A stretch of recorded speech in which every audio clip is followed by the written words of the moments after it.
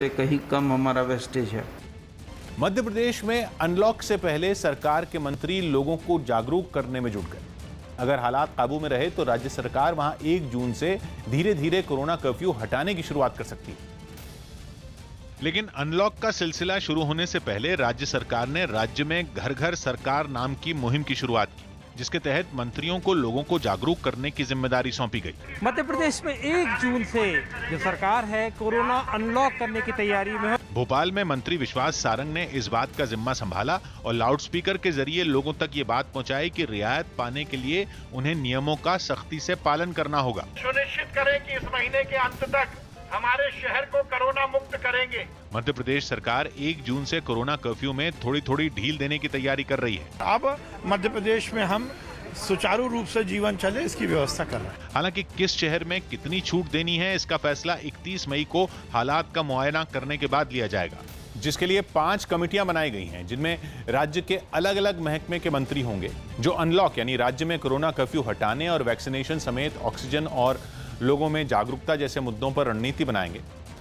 मंत्रियों की जो कमेटी राज्य में अनलॉक का सिलसिला शुरू करने से जुड़ा सुझाव देगी, उसमें राज्य के गृह मंत्री नरोत्तम मिश्रा भी शामिल हैं। वो लोगों को जागरूक करने वाली कमेटी का भी हिस्सा है, जबकि विश्वास सारंग वैक्सीनेशन से जुड़ी कमेटी का हिस्सा है, जिसका काम राज्य के ज्यादा से ज्यादा लोगों को टीका लगाने से जुड़ी रणनीति बनाना है। ये सभी कमेटियां अलग अलग जिलों के अधिकारियों और क्राइसिस मैनेजमेंट कंपनियों से सलाह लेकर अपने सुझाव राज्य सरकार को भेजेंगी, जिसके बाद 31 मई को फैसला लिया जाएगा कि किस शहर में कितनी छूट दी जाएगी।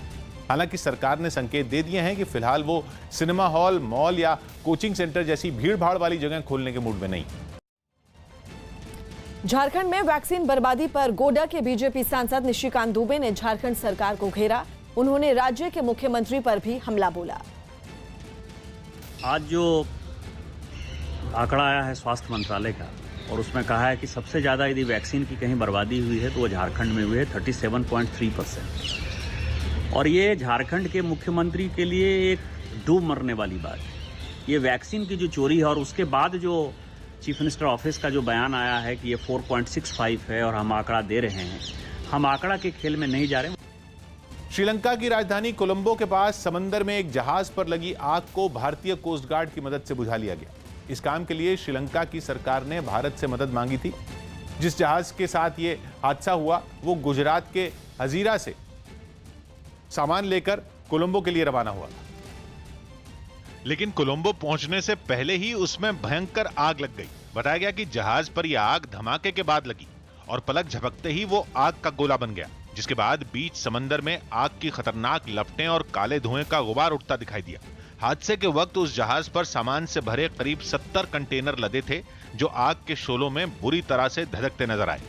इस आग को बुझाने के लिए उस जहाज के पास कई दूसरे जहाज भी भेजे गए और पानी की बौछार कर उसे बुझाने की कोशिश की गई। इस काम में भारतीय कोस्ट गार्ड ने भी पूरी मदद की। खबर है कि जहाज पर मौजूद चालक दल के सभी सदस्यों को सुरक्षित बचा लिया गया, जिनमें 5 भारतीय भी हैं। अमेरिका के कैलिफोर्निया में एक रेलवे यार्ड में हुई फायरिंग में 8 से ज्यादा लोगों की मौत हो गई, जबकि कई लोग घायल हो गए। पुलिस ने जवाबी कार्रवाई करते हुए हमलावर को मार गिराया। बताया गया कि वहां काम करने वाले एक कर्मचारी ने अपने ही आसपास मौजूद लोगों पर ये गोलियां बरसाई, जिसकी जानकारी मिलते ही पुलिस घटना वाली जगह पर पहुंच गई और मोर्चा संभाल लिया। पुलिस के जवानों ने बिना वक्त गवाए उस रेलवे यार्ड और उसके आसपास की जगह को घेर लिया।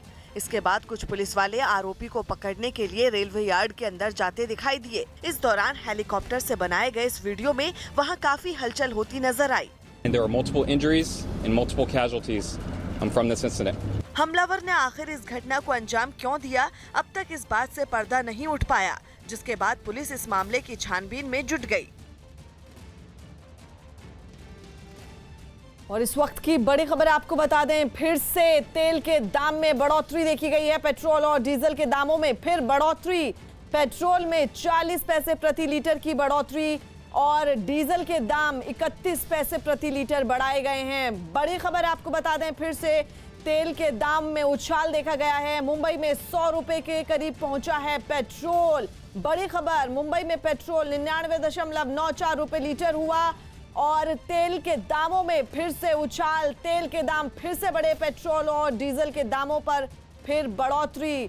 पेट्रोल में 40 पैसे प्रति लीटर की बढ़ोतरी और डीजल के दाम में 31 पैसे प्रति रुपए की बढ़ोतरी दर्ज की गई है। और बड़ी खबर जनता के लिए, जेबों पर इसका सीधा असर पड़ेगा। फिर से तेल के दाम में बढ़ोतरी की गई है। पेट्रोल में 40 पैसे प्रति लीटर की बढ़ोतरी और डीजल के दाम में 31 पैसे प्रति लीटर बढ़ाए गए हैं। फिर से दामों में उछाल। बड़ी खबर आपको बता दें, मुंबई में करीब 100 रुपए के करीब पेट्रोल पहुंच गया है और लगातार मुंबई में पेट्रोल 99 रुपए 94 रुपए प्रति लीटर हो गया है। विवेक गुप्ता इस खबर पर हमारे साथ फोन लाइन पर जुड़ रहे हैं। विवेक, और क्या जानकारी है?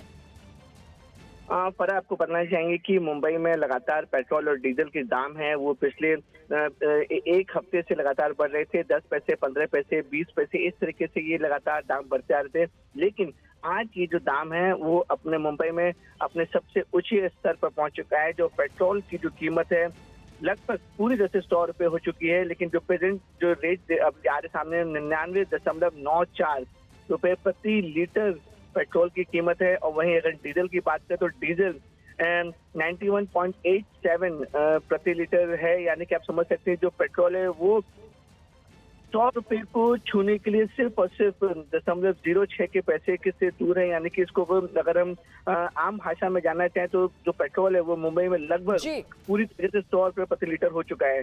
और ये जो दाम है वो बताया जा रहा है कि 10 से 15 दिन तक लगातार बढ़ते आ रहे थे। लेकिन जो बढ़ोतरी हो रही थी वो धीरे धीरे हो रही थी। 5 पैसे, 10 पैसे, 15 पैसे के हिसाब से बढ़ रहे थे। लेकिन आज जो मुंबई के जो पेट्रोल के दाम है वो अब तक के सबसे हाईएस्ट रेट पर है। शुक्रिया विवेक। तो पेट्रोल और डीजल के दामों में फिर से बढ़ोतरी की गई है और 100 रुपए प्रति लीटर तक मुंबई में पेट्रोल। उत्तर प्रदेश के अलीगढ़ से हैरान करने वाली कुछ तस्वीरें सामने आई। वहां मामूली विवाद में दो पक्षों के बीच मारपीट हो गई। बताया गया कि इस हंगामे की शुरुआत तब हुई जब तेज आवाज में गाना बजाने पर एक पक्ष ने दूसरे को टोक दिया, जिस पर विवाद इतना बढ़ गया कि देखते ही देखते दोनों पक्षों के लोग एक दूसरे से भिड़ गए। शुरू में यह लड़ाई दोनों पक्षों के लड़कों के बीच हुई, लेकिन जल्द ही इसमें महिलाएं भी शामिल हो गई।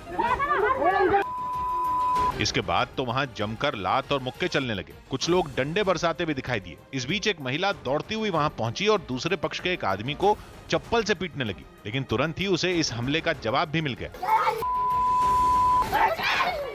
आसपास के लोग दूर से इस लड़ाई को देखते रहे। कोई बीच बचाव के लिए आगे नहीं आया। यही वजह रही कि दोनों पक्षों में काफी देर तक मारपीट होती रही, जिसमें कई लोग घायल हो गए। इस दौरान कुछ लोगों के कपड़े भी फट गए, लेकिन इसके बावजूद वो पीछे हटने को तैयार नहीं दिखे। खबर है कि इस वीडियो के वायरल होने के बाद पुलिस हरकत में आई और इसकी जांच में जुट गई।